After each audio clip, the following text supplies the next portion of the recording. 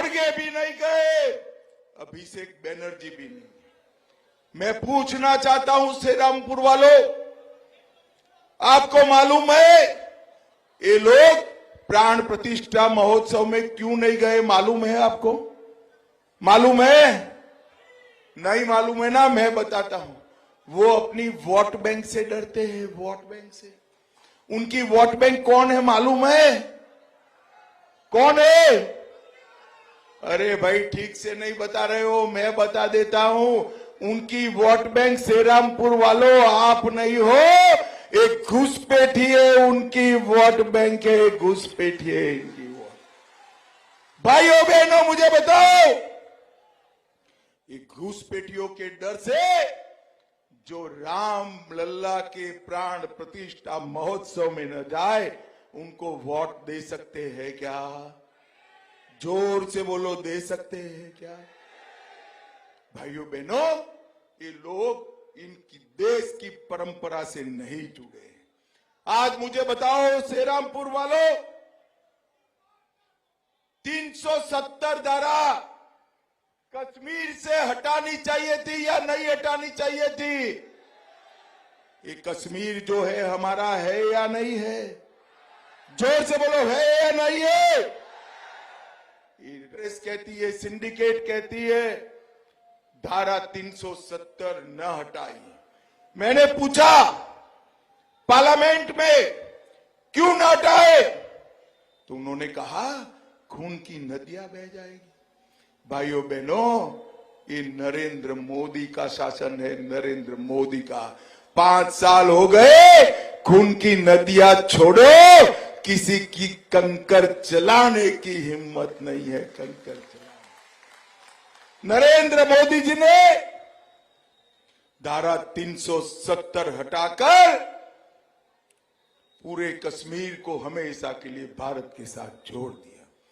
भाइयों बहनों, जब इंडिया अलायंस का शासन था, हमारे कश्मीर में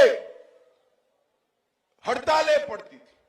आज मोदी जी का प्रभाव देखिए, कश्मीर के भारत के हिस्से में हड़ताल नहीं होती है, पाक ऑक्यूपाई कश्मीर में हड़ताल होती है। पाक कॉपी को पहले नारे आजादी के यहां लगते थे, यहां पर आजादी के नारे लगते थे कश्मीर में, अब पाक ऑक्यूपाई कश्मीर में आजादी के नारे लगते।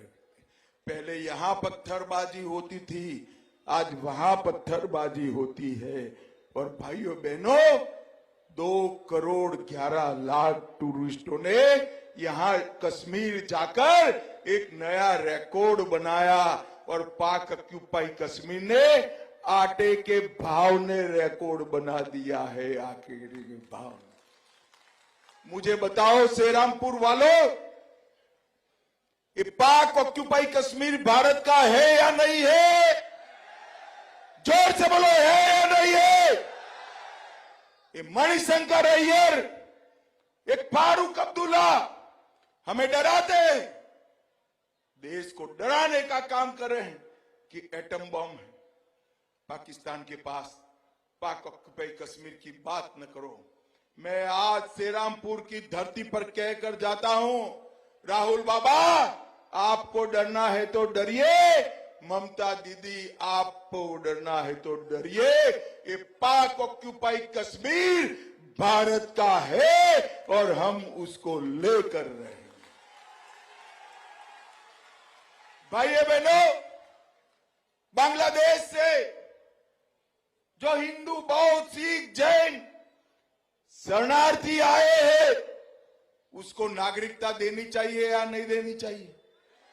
अरे जोर से बोलो, देनी चाहिए या नहीं देनी चाहिए? ये ममता दीदी विरोध करती है, उनको घुसपैठिए पसंद है, रेड कारपेट बिठाती है, रोहिंग्या को नागरिकता देती है, मगर हिंदू, बौद्ध, सिख, जैन उनको नहीं देती। मैं आज कहकर जाता हूं ममता दीदी को, आप और आपका भतीजा जितना जोर है इतना लगा दो, हम एक एक शरणार्थी को नागरिकता देकर भारत का नागरिक बनाएंगे। हमारे सत्यजीत रे बहुत बड़े कलाकार थे, फिल्म कलाकार थे। उन्होंने एक मूवी बनाया हीरक राजा देसे, बड़ा प्रसिद्ध मूवी था। मगर जब ममता जी का शासन आया तब सत्यजीत दा नहीं थे, वरना वो हीरक राजा देसे इसकी जगह हीरक रानी नाम का मूवी बनाते। भाइयों बहनों, ये ममता बनर्जी हीरक रानी। हिंसा, भ्रष्टाचार, तुष्टीकरण, जो बंगाल वंदे मातरम बनाया, जिस बंगाल ने जनगण मन दिया, जिस बंगाल ने आजादी के आंदोलन में प्रमुख भूमिका निभाई, वो बंगाल से राष्ट्रभक्ति को खत्म करने का काम कम्युनिस्ट और तृणमूल कांग्रेस ने किया है। भाइयों बहनों, गरीबों, पिछड़ों और आदिवासियों का हक मारकर घुसपैठियों को देने का काम किया है और सिंडिकेट के साथ अपने माफिया क्षेत्र बनाया है। भाइयों बहनों, गत विधानसभा चुनाव में चुनाव के बाद 53 लोगों को मार दिया था। ये हमारा कबीर शंकर बोझ है ना। कबीर आगे आओ जरा, मैं सारे केस देखता हूं। एक कबीर शंकर बोझ ममता की हिंसा के भोग के एक एक परिवार को खुद के पैसे से सुप्रीम कोर्ट तक न्याय दिलाने का काम हमारा कबीर शंकर कर रहा है। और इसीलिए भारतीय जनता पार्टी ने इस युवा प्रत्याशी को टिकट दिया है। भाइयों बहनों, मुझे बताओ श्रीरामपुर वालों, हिंसा के शिकार, अत्याचार के शिकार, संदेश खाली के बलात्कारों के शिकार माताओं बहनों को न्याय दिलाने वाले कबीर को एमपी बनाएंगे या नहीं बनाओगे?